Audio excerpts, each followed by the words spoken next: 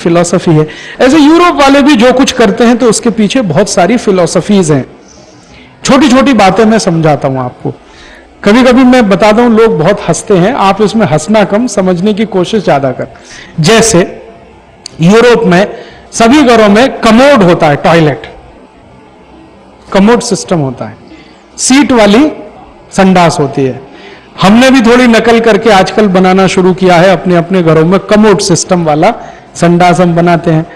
तो हमको ऐसा लगता है हम बड़े स्मार्ट हैं क्योंकि हमारे घर में कमोड है। ये कमोड यूरोप में क्यों है वो जानना चाहिए। यूरोप के लोगों का जो खाना पीना है वो बहुत तकलीफ वाला है। मैंने आपसे थोड़ी देर पहले कहा कि जहां परिवार व्यवस्था नहीं होती वहां सबसे ज्यादा खराब अगर कोई चीज होती है तो खाना पीना होता है।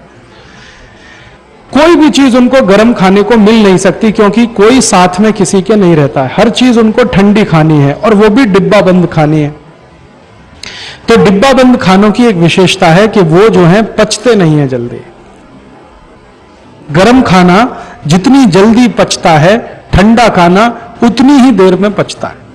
आपने बचपन से सुना होगा गर्म खाना खाओ, ताजा खाना खाओ, मां कहती है ना, वो वैज्ञानिक है। गर्म खाने से जूस बहुत अच्छे बनते हैं, शरीर में पाचन अच्छा होता। यूरोप में प्रॉब्लम है कि गर्म खाना कभी मिलता ही नहीं, एक।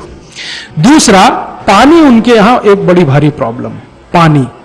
पानी प्रॉब्लम क्या है, हमको जिस तरह ताजा पानी उपलब्ध है, हर घर के सामने एक चापाकल लगाया और पानी निकाला, एक कुआं खोदा पानी निकाला, एक ऐसा किया। यूरोप में यह कल्पना कोई नहीं कर सकता कि घर के सामने पानी मिल जाए। उनको पानी सेंट्रलाइज तरीके से मिलता है। एक बहुत बड़ा टंकी बनाया जाएगा, बोर से पानी खींच के उस टंकी में डाला जाएगा, टंकी घरों में जाएगी, फिर घरों में पानी आएगा। तो पानी उनके यहां बहुत बड़ी समस्या है।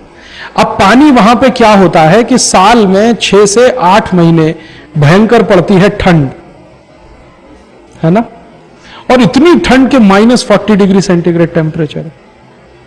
तो पानी उनके यहां हमेशा बर्फ के रूप में रहता है। अब उसी को किसी तरह थोड़ा बहुत पिघला के वो पीते रहते हैं, लेकिन टेम्परेचर बहुत कम रहता है उस समय भी। कितना भी पिघलाओगे तो टेम्परेचर बहुत ही कम रहेगा। ठंडे पानी की एक विशेषता है कि वो पेट में जाके अंतड़ियों को सिकोड़ देता है, खासकर बड़ी आंत को। अब बड़ी आंत जब सिकुड़ जाएगी तो संडास कभी भी साफ नहीं आएगी, कभी भी कॉन्स्टिपेशन होगा। तो यूरोप और अमेरिका के सब लोग बेचारे ये ठंडा पानी जो पीते हैं, इससे उनको कॉन्स्टिपेशन बहुत है। इतना कॉन्स्टिपेशन है कि 4-4 दिन संडास नहीं जाते। आप सोच सकते हैं, 4 दिन नहीं जाते, 5 दिन नहीं जाते, इतना कॉन्स्टिपेशन। और जब वो संडास जाते हैं तो जल्दी उतरती नहीं है। 1 घंटे बैठते हैं, 2 घंटे बैठते हैं, 2 घंटे बैठते हैं। कोई भी यूरोपियन और अमेरिकन टॉयलेट रूम में साधारण रूप से 1 घंटा तो बैठता ही है, किसी तरह टट्टी उतरे। और इतनी ताकत लगाता है, आप कभी उसको देखो या सुनो, आप पागल हो जाओ। इतना जोर लगाएगा टट्टी उतारने के लिए, आप सोच नहीं सकते। इसलिए वहां क्या होता है कि ये है हूं हूं जो चलता रहता है। इसलिए टॉयलेट रूम थोड़ा दूर रखते हैं, बहुत नजदीक में नहीं रखते, दूर रखते हैं ताकि ये आवाजें ज्यादा नहीं आए। और टॉयलेट रूम में आजकल उन्होंने वो सब शुरू कर दिया है, टेलीविजन और ये सब, ताकि टीवी की आवाज में ये दबा रहे और बैठा बैठा वो टॉयलेट पॉट पे देखता रहे। अब मुश्किल उनकी क्या है कि 1-1.5 घंटे बैठना है, तो हिंदुस्तानी स्टाइल में तो बैठेगा तो पांव में झंझनी चढ़ जाएगी। 1 घंटे कैसे बैठेगा, हिंदुस्तानी स्टाइल में तो नहीं बैठ सकता। तो उन्होंने कमोड सीट बना लिया, तो इस पे आराम से बैठो। 1 घंटे बैठना पड़े तो 1 घंटे, 1.5 घंटे बैठना पड़े 1.5 घंटे, 2 घंटे, और बैठे बैठे अखबार पढ़ते रहो, मैगजीन देखते रहो। तो इसलिए सभी यूरोपियन फैमिलीज में लाइब्रेरी जो होती है वो टॉयलेट रूम में ही होती है। किसी के बेडरूम में लाइब्रेरी नहीं होती, किसी के भी ड्राइंग रूम में लाइब्रेरी नहीं होती, टॉयलेट रूम में ही होती है। किताबों की एक शेल्फ मिलेगी, न्यूज़पेपर मिलेगा, मैगजीन मिलेगी, संडास मिलेगी, बैठ जाइए, अखबार पढ़ते रहिए। अखबार 60-70 पेज के हैं, पलट पलट के भी देखो तो 1-1.25 घंटा निकल जाता है, उतनी देर वो संडास पे बैठते हैं। तो उन्होंने ये जो टॉयलेट सीट बनाई है, आराम से बैठे 1-1.5 घंटे तक काम चल जाए, इसके लिए बनाइए। अब वो उनकी मजबूरी है। टॉयलेट उतरता नहीं है तो 1-1.5 घंटे बैठना पड़ता है। हम हिंदुस्तानियों ने उसकी नकल कर लिया और बना लिया अपने यहां कमोड सीट, जबकि हमको 5 मिनट में टॉयलेट उतरती है। और वो 5 मिनट का कारण हिंदुस्तानियों का ये है कि हिंदुस्तानी जो भी खाते हैं गर्म खाते हैं, गर्म खाना आसानी से डाइजेस्ट होता है, डाइजेस्ट होकर कॉन्स्टिपेशन है। और पानी भी साधारण रूप से नॉर्मल टेम्परेचर का ही पीते हैं तो कॉन्स्टिपेशन नहीं होता। और हम जो भी खाते हैं ताजा खाते हैं, फाइब्रस होता है, उनके यहां ये सब संभव नहीं है।